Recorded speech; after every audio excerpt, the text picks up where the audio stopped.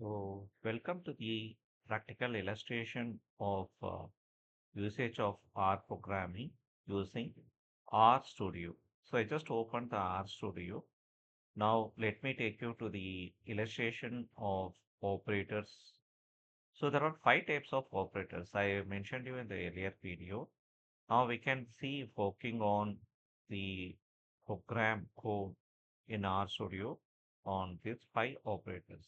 First, I'm going to illustrate you on arithmetic operators. Like if you want to sum up two different variables.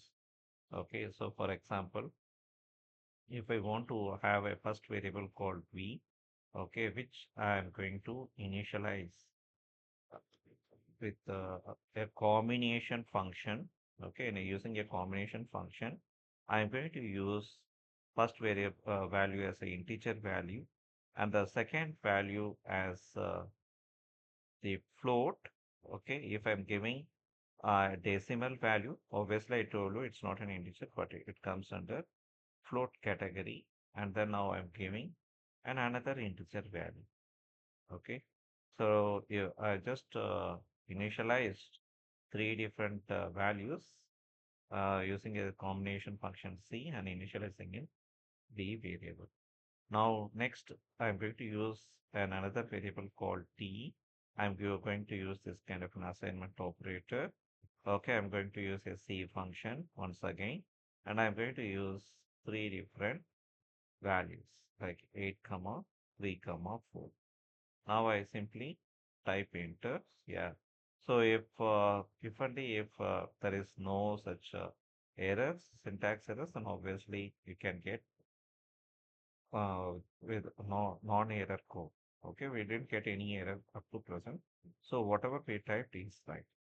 Now, if I want to sum up the v value, I mean v variable values with the t variable values, that is the first value has to concatenate 2 plus 8 and the remaining thing. So how can we make it? We can able to make it using an arithmetic operator called plus. You have to simply type v plus t, but enclose it in print function. Okay. Now check the output. What is the output we have to expect? We have to expect like 8 plus 2 is 10 and 5.5 plus 3 is 8.5 and 6 plus 4 is 10. Got it. So now you can able to find the arithmetic operator is working successfully with two different variables. Now let me take you to the illustration of relational operator. So we already have two variables called one is v and another is t, isn't it? One is having a combination of three values and t is having a combination of another three values. Now, if I want to check whether v values are greater than t or not, okay, I'm going to use print function. Inside the print function, I'm going to use the relational operator. So v is greater than t or not.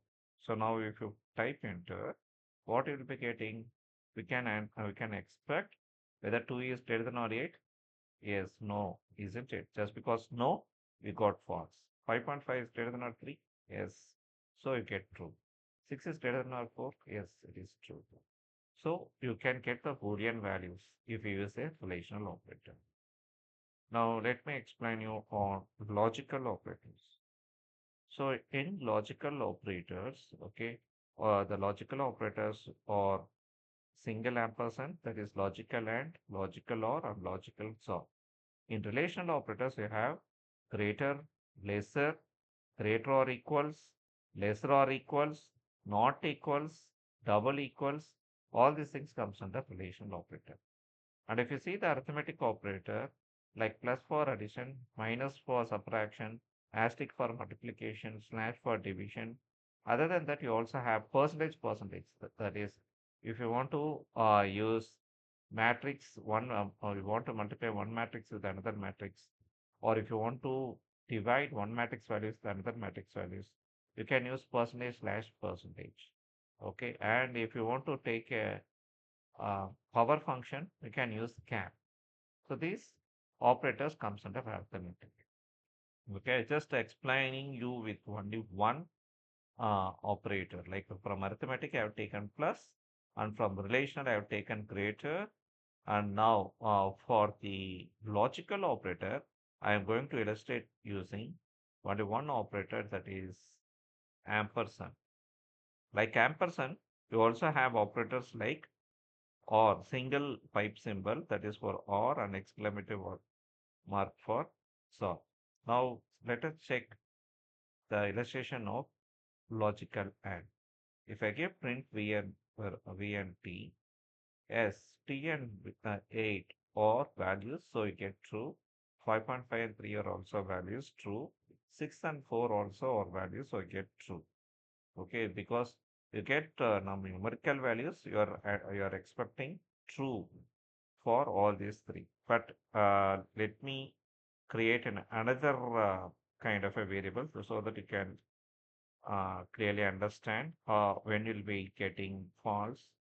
Now I'm using a variable called p, and I'm going to initialize some three different values. Okay, 4 comma 1 comma false. Okay, so I'm using like this, and instead of 1 I'm also using 1 plus 2i. Okay, now close the bracket.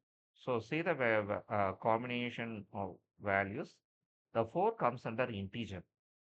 Okay, 1 plus 2i comes under what variable? This is a complex variable. False coming under Boolean value. Okay, so I'm going to initialize this in a variable. Now I'm going to use comparison of print of v and p. Now check it, what kind of output you can get. So before checking the output also, try to find, okay, try to work in your mind what will be getting. Okay, check. Now I'm going to execute it. See, 2 versus 4. Yes, these both are common kind of values, so you're getting as true. Okay, but if you see this 5.5 and 1 plus 2i, okay, it's also this comes under a kind of a values. Okay, so you can get true, but the 6, okay, is a value, but false is a Boolean value. That is something different. So you get like false. Okay, so you can able to also check with similarly can work with logical or, this pipe symbol, or logical so, that is exclamatory mark. So till now I've explained you about the illustration of arithmetic operators, relational operators, and logical operators. Now let me take you to the illustration of assignment operators. So what are assignment operators and how to assign the values? If you see the assignment operators, I've already mentioned you. So whatever you use lesser or hyphen, this comes under assignment operator. If you want to input something, you're using lesser or hyphen. If you want to output something, instead of lesser, you can use greater than hyphen greater. Okay, so this is how we can use the output function for assignment. Now, let me give one more example. So I'm going to use a value variable called p1. Okay, and I'm going to give lesser symbol hyphen. I'm going to give some values like 3 comma 3 comma 1 comma true.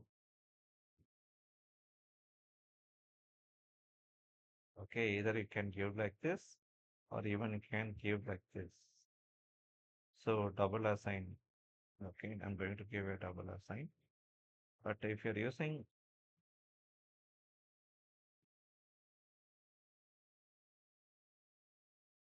so here it won't work. Okay, so better use a single lesser. I'm going to assign a value. So you can get why we are not getting an answer. So we have to, if you're using a function, you have to combine you have to use a combined function, C. So that's most important, isn't it? So just because I missed using a C function, you got this kind of an Now I am using C function. I am using the earlier one, that is double assign. Okay. Yes, it's executed perfectly. Now, if you want to type print V1, so what kind of output you get? 3 comma 1 comma 1. Instead of true, you got like 1. If it is false, you get 0. Okay, that's it. So this is an illustration of an assignment operator.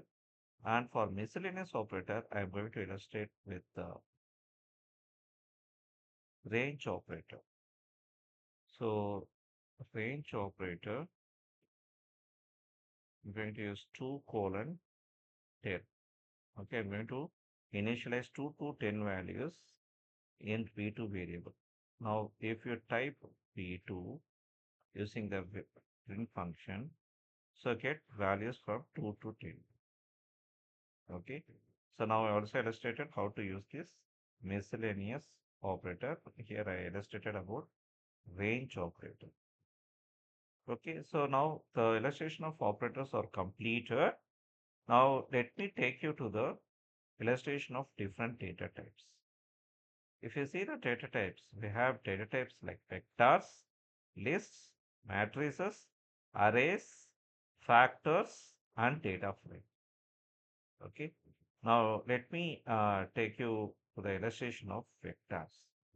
How to initialize a vector? So what is a vector? Vector is generally a kind of a homogeneous data type. Okay, it's going to initialize only one set of values. Here I'm going to use a variable called apple. Inside the apple, okay, I'm going to initialize a combination of values through C function. So the first value I'm going to give is red, and the second value I'm going to give is green, and the third value I'm going to give is yellow. So I'm going to initialize three different string variables, either in single quotes or double quotes. Here I have used as single quotes. Now I'm going to type enter. So this code is executed successfully. Now if you want to output the same, use print function, print the spacebar. Inside the print function, you can give apple as an outcome. So whatever you've given, red, green, yellow, you got as an output, isn't it? Now, if you say like this, okay, this is an example, okay, of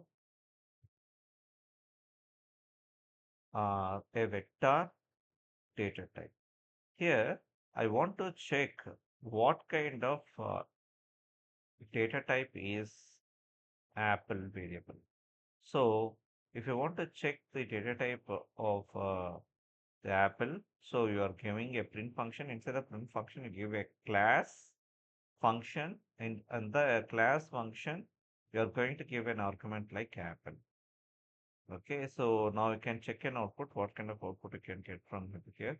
So if you type like this, okay, so whatever is given like red, green, yellow, just because you have enclosed in single quotes, all these three considered as character variables.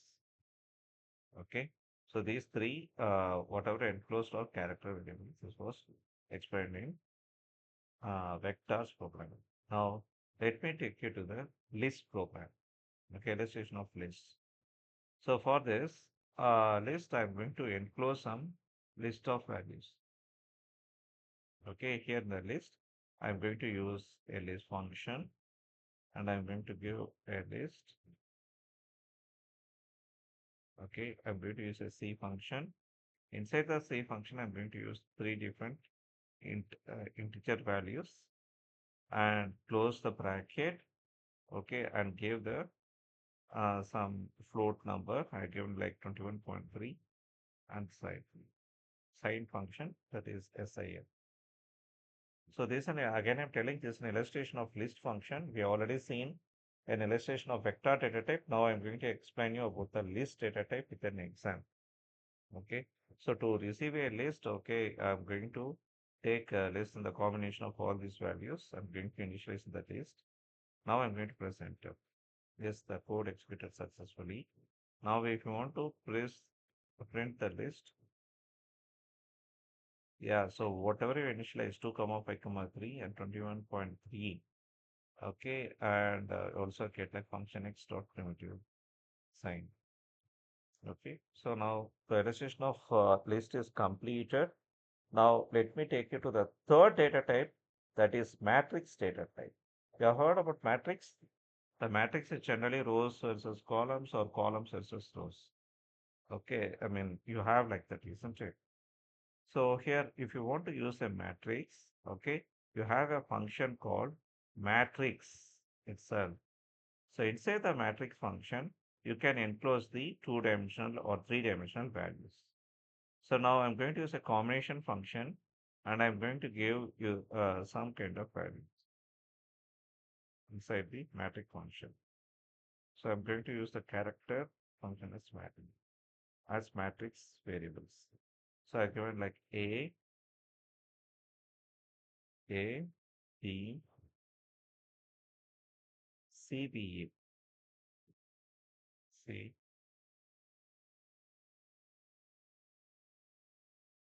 B, B, A. If you enclose it in double quotes, enclose it in double quotes. If you enclose it in single quotes, enclose only in single quotes. So the double quote should be eliminated.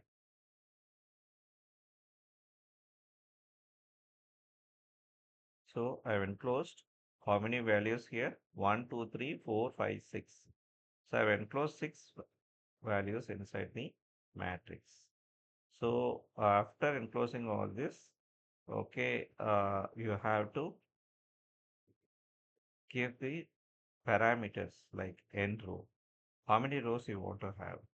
You want to have 2 rows, and how about number of columns? Whether you want 3 columns, then you have to give like 3 columns. And if you want to have by row as true,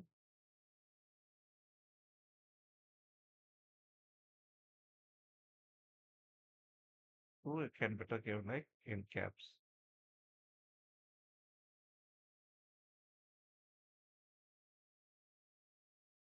True, you can give it in caps. Yeah, so I'm going to give this, execute this code. Yes, matrix is created successfully.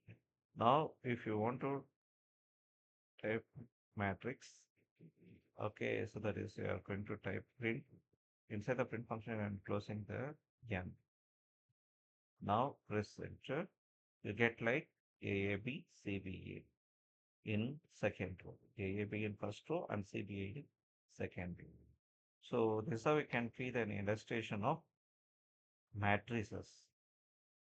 Now let me take you to the arrays. Okay, how the arrays, how we can work with arrays.